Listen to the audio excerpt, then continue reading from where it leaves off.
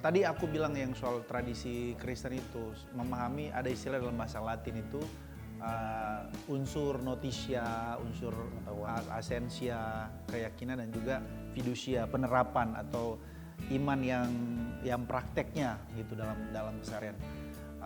Harus utuh tuh punya itu kita kalau iman sejati itu. Kalau dari Alkitab sendiri kan udah jelas clear kan. Jadi iman itu gak bertabrakan dengan logika. Karena apa? Tuhan menginginkan kita untuk mengasihi Dia dengan segenap hati, jiwa, kekuatan dan akal budi.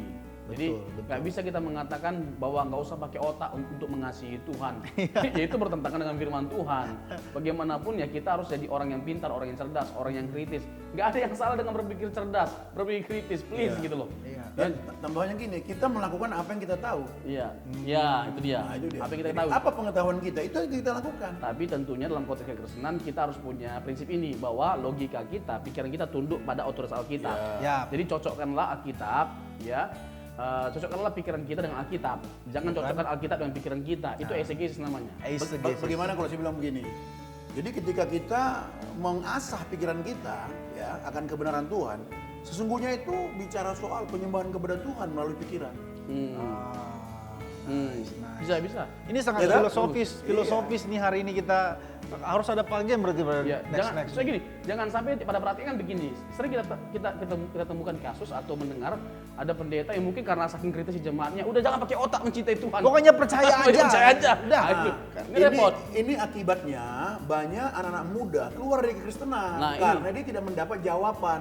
Banyak anak-anak muda punya pertanyaan itu yang nyeleneh dan itu diabaikan karena dianggap nggak penting. Padahal karena ketidakmampuan menjawab. Akhirnya mereka mencari di luar, dia rasa puas. Padahal enggak. Malah dibilang kau beriman aja, percaya aja. Iya itu dia. Nah makanya ya kita mesti terus belajar kan dan terus menyuarakan seperti ini. Oke. Thank you Pak Gem. Kita masuk ke masalah problematika tadi. Problematika iman itu sendiri. Karena Ibrani pasal 11 ayat 1 itu kan sudah banyak orang menggunakan itu sebagai definisi iman. Tapi penjelasannya itu kabur gitu Pak Gem. Bahkan kalau kita lihat Ibrani pasal 6 itu kan dikatakan bahwa bukan kurang iman atau bukan seberapa pentingnya iman, bukan karena kamu hebat, tapi kalau kamu tidak punya iman, kamu tidak berkenan di hadapan Allah. Tidak punya iman loh. Jangan-jangan kita selama ini merasa bahwa kita itu sudah punya iman, ternyata kita nggak punya iman. Boleh Pak Gem, terkait dengan iman adalah dasar dari segala sesuatu. Iman adalah dasar dari segala sesuatu yang kita harapkan dan bukti dari segala sesuatu yang tidak kita lihat. Apa itu sebenarnya pengertiannya? Mungkin aku mulai dari begini dulu ya. Jadi problematika iman Kristen itu, kita beriman kan kepada Tuhan kan? Betul. Nah problematikanya Tuhan juga kelihatan. Nah itu dia. Itu problemanya. Kalau tadi kelihatan seperti ini jelas, nggak perlu beriman. Itulah sebabnya Ibrani 11 berkata tadi apa katanya? Iman adalah dasar dari segala sesuatu. Saya nggak pernah hafal ini. Dasar dari segala yang kita harapkan. Dasar dari segala sesuatu yang kita harapkan. Gitu ya.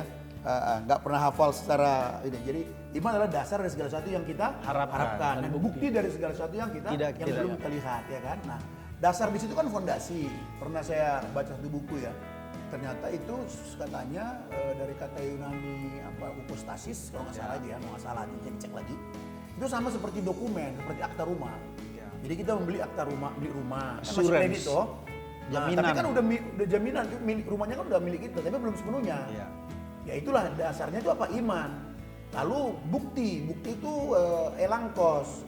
Itu bukti yang meyakinkan. Gitu. Tetapi belum kita lihat. Tapi dengan ada iman ini, kita percaya memang itu ada. Nah, jadi di sini problemanya. Nah, ketika kita menjalani hari-hari kita, ya kan?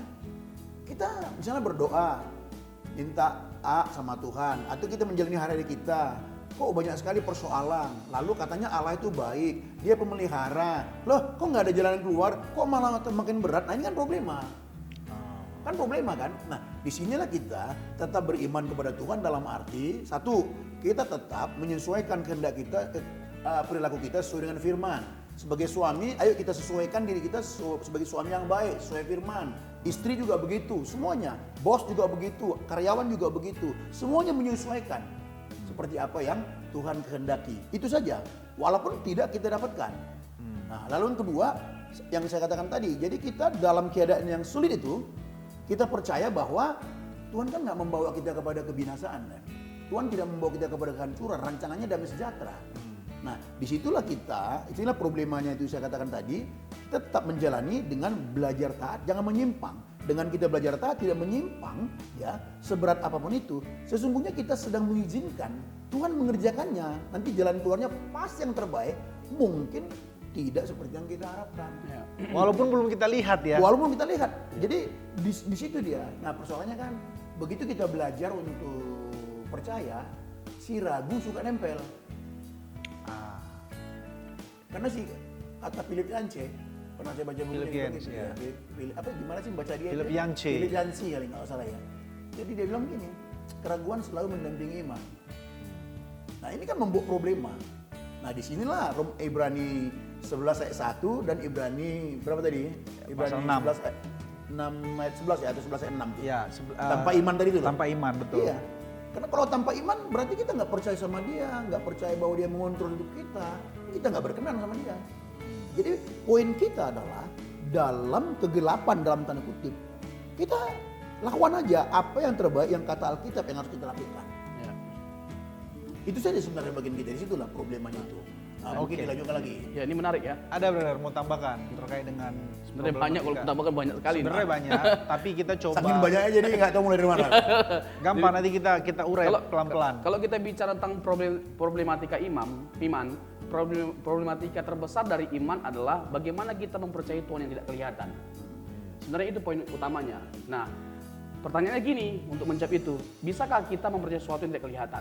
Dalam kehidupan kita sehari-hari ada banyak kasus di mana kita nggak melihat sesuatu tapi kita bisa merasakan keberadaannya. Misalnya angin, ya kan, listrik. Kita nggak lihat tapi kita merasakan yang namanya keberadaannya. Sama seperti Tuhan, kita bisa menyaksikan keberadaan Tuhan lewat alam semesta. Roma pasal yang ke-1 ayat 20 sampai 21. Lewat hati nurani kita juga misalnya. Ya kan, dengan kita melihat alam semesta, nggak mungkin dong alam semesta ini bisa ada dengan sendirinya. Jadi alam semesta itu menyaksikan Tuhan yang maha besar, Tuhan yang maha kuasa itu. Tapi begini, kalaupun gitu loh, kita tahu, melihat, merasakan, bercakap-cakap dengan Tuhan. Kalau bahasa Pak Gem tadi, yang namanya keraguan selalu menempel pada diri orang beriman. Apakah langsung serta-merta keraguan kita hilang dalam perjalanan hidup yang kita jalani? Tetap aja ada masalah-masalah, tantangan atau bahkan penderitaan yang membuat timbul keraguan. Bahkan timbul yang namanya stres atau bahkan depresi. Kita bisa lihat banyak contoh, Elia, ya kan, yang sudah melakukan satu perkara yang hebat, membantai semua para nabi Baal. Tetapi tiba-tiba dia pengen mati, pengen mau bunuh diri. Kita bisa lihat Abraham sudah bercakap-cakap dengan Tuhan, lihat Tuhan langsung, merasakan pertolongan Tuhan langsung. Tapi tetap aja kan timbul kegelisahan dalam diri seorang Abraham, di mana 25 tahun penantian dia untuk punya anak, sempat dia ragu, ya Tuhan kalau bisa Ismail ini bisalah panjang umurnya, dapat kasih karunia daripada Tuhan. Ismail atau Ishak? Ismail, karena dia berpikir udah gak mungkin lagi kayaknya punya anak. Gitu loh, bukan kata Tuhan, dari anakmu Sarah, dari keturunanmu dengan Sarah. Nah jadi maksudnya yang namanya keraguan itu bisa aja muncul bahkan sekalipun kita melihat Tuhan, bercakap-cakap dengan Tuhan. Tapi itulah kita membutuhkan, disitulah kita membutuhkan yang namanya iman. Jadi dalam konteks kekristenan kita hidup bukan dengan semua jawaban, tapi dengan iman. Ada masa di mana kita dikondisikan oleh Tuhan tidak melihat jalan keluar. Supaya apa? Supaya kita melihat Tuhan. Kalau sampai setiap ada masalah langsung ada jawaban, kita jadinya nggak perlu beriman, nggak bertumbuh kita dalam pengenalan Tuhan gitu loh. Padahal Tuhan menumbuh kembangkan iman kita lewat berbagai macam peristiwa yang terjadi dalam kehidupan kita. Begitu. Oke. Maksud yang tadi iman perbuatan. Nanti iman dan perbuatan itu brother ulas di menit-menit terakhir. Aku tadi mau memperdalam apa yang tadi Pak Gem sampaikan di awal di segmen sebelumnya adalah iman itu bicara identitas. Nah kalau aku coba hubungkan, korelasikan dengan keraguan tadi, kadang-kadang kita ini, bukan kadang-kadang, ada banyak orang Kristen meragu dirinya atau identitasnya sebagai anak Tuhan, Pak Gem. Let's say lah contoh, dia buat dosa, aduh kayaknya aku udah gak berkenan di hadapan Tuhan. Dia jatuh di dosa yang sama. Kalau ibarat lagu itu, berkali-kali kau jatuh dalam dosa. Ya. Jadi kita ini problematikanya gitu Pak Gem. Kita merasa bahwa kayaknya aku ini, identitasku ini gak jelas. itu gimana menjelaskan identitas dengan keraguan, dengan problematika hidup? Ya kita kan masih dalam tubuh daging, sudah masih jatuh dalam dosa gitu. Jadi gini, yang pertama, apakah seseorang itu percaya bahwa Yesus Kristus datang, dia adalah Allah, menjadi manusia, ya, mati, menggantikan tempat kita, menebus kita dari dosa-dosa kita? Kalau kita percaya, ya kita diselamatkan. Itu poin utamanya. Itu poin utamanya. Oke. Percaya nggak gitu? Percaya nggak Bapak Ibu Saudara? Tekankan. Kalau percaya, Bapak Ibu adalah anak Tuhan itu. Dan kita telah dibangkitkan dalam Kristus. Bapak Ibu Saudara-saudara semua adalah milik Kristus. Jangan ragukan itu. Tapi sebagai milik Kristus selanjutnya, marilah kita hidup seperti apa yang Kristus perintahkan. Kristus percayakan kepada kita. Kristus sampaikan kepada kita melalui firman-Nya kan gitu. Nah, lalu dalam perjalanan seperti tadi, kita gini, tambahkan lagi ya. Kita menyadari posisi kita dalam Kristus, identitas kita dalam Kristus, itu membuat kita sadar bahwa kita diciptakan bukan untuk dunia ini. Inilah yang membuat nanti dia jadi begini. Jadi kita sudah memiliki hati yang baru, kita memiliki posisi yang baru dalam Kristus, tapi tinggal di bumi yang sudah jatuh dalam dosa. Dengan faham itu, fahamlah kita bahwa dunia ini bukan rumah kita. Kita dicipta bukan di sini. Jadi sekalipun, ya kan, ada banyak persoalan dalam dunia ini, ya, tapi tetap dunia ini bisa kita nikmati di dalam Kristus. Ini yang dikatakan Paulus, aku telah disalibkan bagi dunia. Apalagi dunia ini lagi gelap-gelapnya. Dunia ini gelap pun tetap kita bisa menikmati semua di dalam Kristus. Indonesia gelap. Indonesia katanya gelap, tapi tetap kita masih bisa menikmati Indonesia di dalam Kristus. Karena salib. Amin. Sehingga kita melihat semua dalam dunia dalam kacamata salib.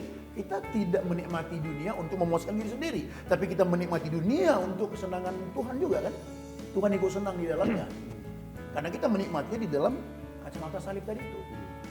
Nah, sekali lagi, jadi dunia ini bukan rumah kita, dunia ini pasti akan bentrok sama kita. Dunia maksudnya value ya, bentrok sama kita. Tetapi kita tetap bisa menikmati selama di bumi. Karena apa? Karena kita punya pengharapan.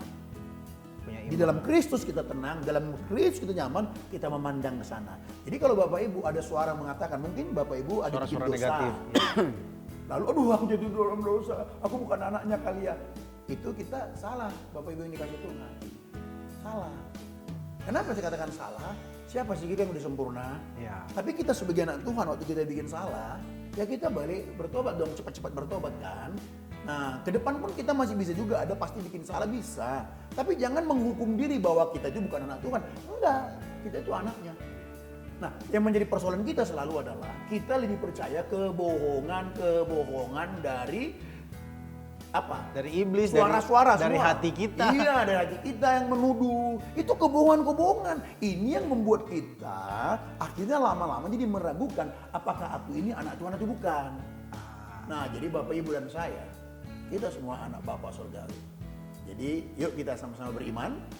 Ingat identitas kita yang baru, lalu kita menyesuaikan hidup kita sesuai dengan kehendaknya dan kita biarkan Tuhan yang mengontrol hidup kita. Walaupun saya tahu ini menjadi persoalan. Ya. Untuk membiarkan Tuhan mengontrol hidup kita sepenuhnya, itu persoalan. Persoalan itu. Itu peperangan sampai kita menutup mata. Mantap. Oke, thank you Pak Gem meng-closing episode kali ini. Brother Awa udah siap-siap nih kayaknya udah mau ngomong ya kan. Closing statement terkait dengan iman dan perbuatan tadi versus perbuatan.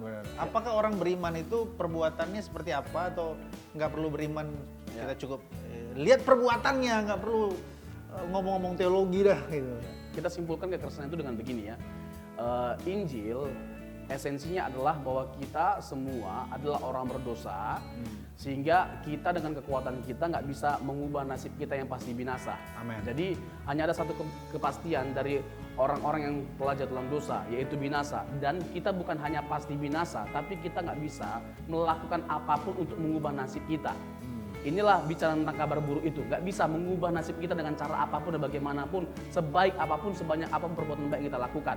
Sehingga yang namanya keselamatan itu hanya diperoleh melalui iman. Itulah Efesus 2 ayat 8 dan 9. karena kasih karunia kamu diselamatkan oleh iman. Nah, mungkin Pak Brother mau menyinggung terkait dengan Yakobus pasal 2 ayatnya ke-16 dan 17 bahwa iman tanpa perbuatan pada hakikatnya adalah mati. Apakah Paulus dan Yakobus itu bertentangan? Tidak bertentangan sama sekali. Karena konteksnya yang harus kita perhatikan. Konteksnya pada waktu itu Yakobus berhadapan sama orang-orang yang mengaku dirinya Kristen tapi nggak terlihat lewat perbuatannya. Jadi orang yang menyebut dirinya Kristen harus menunjukkan imannya lewat perbuatannya. Sementara Paulus menghadapi orang-orang yang legalistik, nggak cukup hanya percaya Yesus, harus melestarikan tradisi Yahudi, melakukan hukum Taurat, disunat. Nah, bagi Paulus itu menghina Yesus, karena sifat penebusan Yesus itu bukan hanya final, tapi sempurna. Sehingga kita nggak perlu menambahkan apapun pada Yesus yang tersalib untuk bisa selamat, cukup hanya dengan percaya Yesus.